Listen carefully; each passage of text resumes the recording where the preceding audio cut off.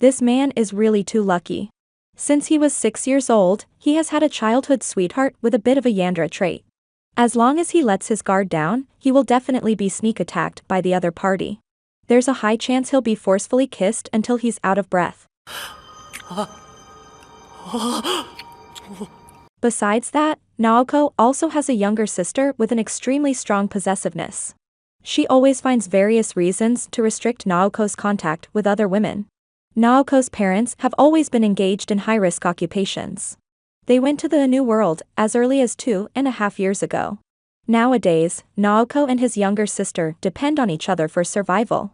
A month ago, they moved to their aunt's house in the suburbs of Tokyo. Because he dotes on his younger sister excessively. As long as his sister says not to participate in club activities, he will cut off social interactions and go straight home after school. This has also led to Naoko being known throughout the school as a sister-obsessed maniac. However, his good buddy can understand the deep bond between the siblings. At this moment, the female classmate Naoko has a crush on comes to find him. And takes the initiative to invite Naoko to attend the club meeting together. Not surprisingly, in order to keep his promise with his sister, he has to refuse. The understanding Murasaki says she can comprehend this. She will bring him the meeting content when she goes home. Shiro, who is already 10 years old, still asks Naoko to help her change clothes and comb her hair. Because there are only the two of them left at home. Naoko has no choice but to continue indulging her. Although his aunt looks like a minor, she is actually a 28-year-old wealthy lowly. Soon it's time to leave school, but Naoko is stopped by a woman. Naoko doesn't pay attention to her. But the woman keeps following behind him, calling his name. Unable to bear it any longer, Naoko speaks up. It turns out that Naoko and Sayuki met 6 years ago. At that time, he was still living in the countryside. Sayuki would come to play with him every day. Their relationship quickly heated up. And it was even more than what could be called a first love. But one day, the garden that Naoko took care of was inexplicably destroyed by Sayuki. On the same day, she also disappeared without a trace. Even after 6 years, Naoko has not forgiven her. So when Sayuki wants to explain, he unhesitatingly chooses to run away. On the way, he sees Shiro and directly picks her up, while Sayuki chases after them relentlessly. When they get home, Shiro says she wants a garden as a birthday present. Naoko is immediately speechless. After all, that's not something that can be done casually. Coincidentally, his aunt hears their conversation.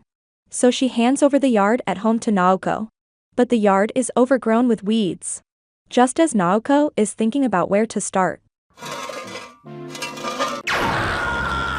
Sayuki suddenly appears holding a hoe. At the same time, Murasaki arrives nearby with her notes. And when Naoko sees Sayuki approaching with the hoe, he directly tells her to get out. Although he doesn't know what made her unhappy, he doesn't want to have any connection with her now. After realizing that Naoko might have misunderstood something, Sayuki directly kisses Naoko forcefully. By coincidence, this scene is seen by Murasaki and Naoko's aunt. And Sayuki is completely immersed in her own world, unscrupulously engaging in a deeper level of interaction. Naoko, who can't stand such a stimulation, faints directly. When he wakes up again, Naoko is lying on the bed. His aunt immediately comes over to warn him, saying that he is not allowed to be intimate in the yard in the future.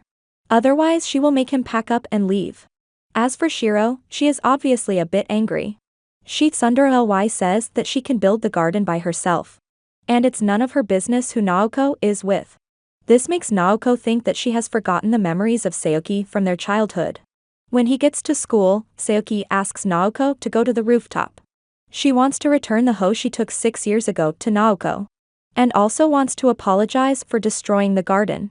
But she can't tell the reason why she did that. However, as long as she can be forgiven, she is willing to do anything for Naoko. This scares Naoko so much that he turns his head away. He quickly changes the subject, asking Sayuki why she kissed him. But after saying that, he realizes something is wrong. Sayuki says it's fine if he doesn't understand. This makes Naoko feel even more like the bad guy. Naoko was already a bit confused. And when he meets Murasaki in the corridor, she deliberately ignores him. Now he is really in a bad mood. And can't help but blame all the mistakes on Sayuki. So when he sees Sayuki with Shiro on his way home, and Shiro has a wound on her leg, he thinks it must be Sayuki's fault. He puts on a stance that he will fight if she doesn't let go of Shiro. Seeing this, Shiro quickly runs over to explain. It turns out that Shiro fell down just now, and Sayuki helped her up. Moreover, she is now willing to let Sayuki help with the garden.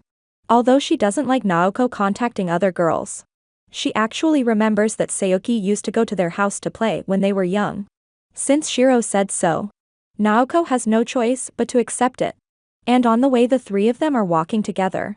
They meet Murasaki, who wants to discuss something with Naoko. The next day, the two come to the mall. It turns out that the club needs to buy flower bed tools. And since the others don't have time, Murasaki comes to Naoko. On the surface, that's the case, but in fact, she also wants to know if Naoko is dating Sayuki. Just because she often sees them together. Upon hearing this, Naoko immediately denies it, hurriedly explaining that he and Sayuki only knew each other since childhood. But Naoko is instantly attracted by her cute appearance, and becomes tongue-tied for a moment. When Naoko returns home in the afternoon, he is surprised to find that Sayuki has cleaned up all the weeds in the yard. He didn't expect her to be really helping seriously. But unexpectedly, the next second Sayuki wants to take off her clothes, saying that she is too sweaty and wants to cool down. Naoko naturally can't agree. After all, he was warned by his aunt once before.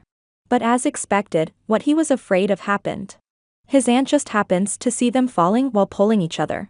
Her face turns dark immediately, and she tells Naoko to get out. Naoko was driven out of the house by her aunt again. Since their parents passed away, he and his younger sister have been relying on each other. Moreover, their parents got married despite the opposition of the family. So the family's attitude towards the siblings wasn't very good. Over the years, they had been moving from one relative's house to another. It was just that this time, it happened to be their aunt's turn. But they didn't expect it to end so soon. Sayuki said that since their aunt agreed to let them use her garden, it meant she didn't actually dislike the two of them. Besides, even if they were really kicked out, it wouldn't matter. They could just move into her place then, since she lived alone anyway. The scene then shifted. In the evening, Naoko knelt in front of the bathroom door when he got home, pouring out the hardships he had experienced over the years. Only their aunt had been the kindest to them. This moved Naoko deeply, and he hoped his aunt could give him one more chance.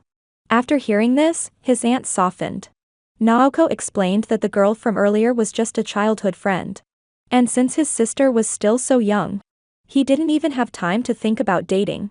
Suddenly, his little sister remembered their father once mentioned working in the fields with their aunt. So she invited her aunt to join them in planting vegetables.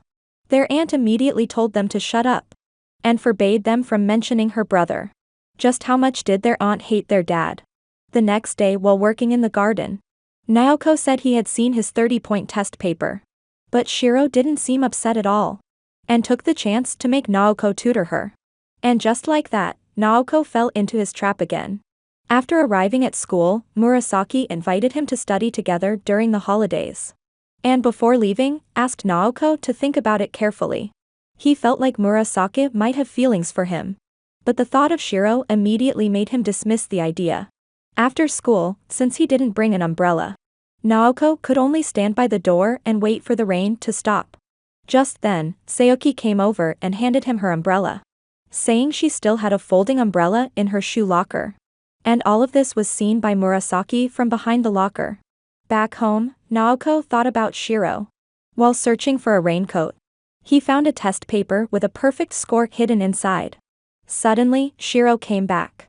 It turned out she had an umbrella at school. At that moment, Naoko finally realized something. He said he was going out to buy something, and fled from Shiro's side. These were all things Naoko should have praised Shiro for. But he didn't. A thought suddenly crossed Naoko's mind. Without Shiro, he wouldn't be able to survive. He realized that he too had become dependent on Shiro.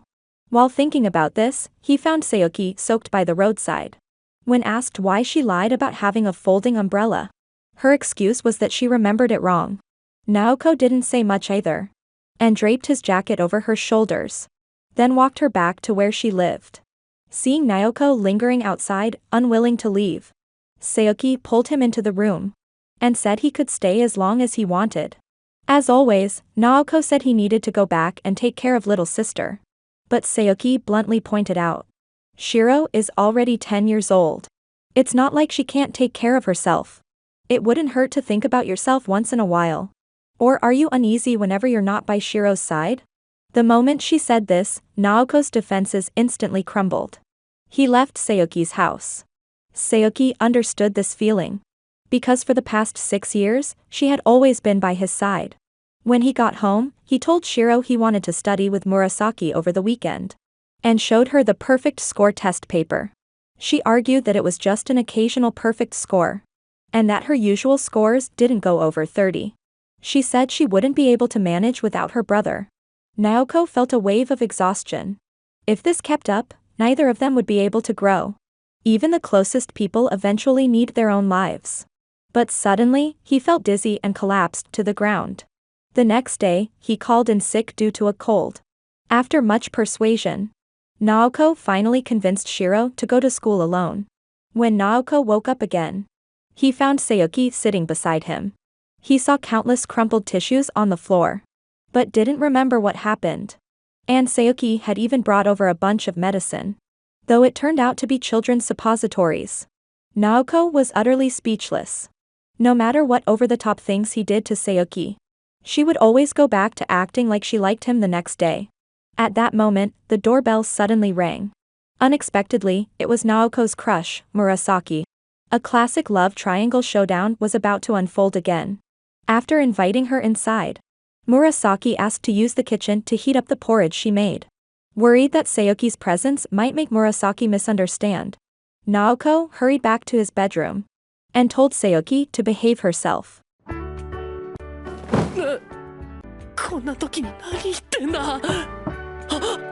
Then, when Murasaki opened the door, Saoki slipped under Naoko's blanket.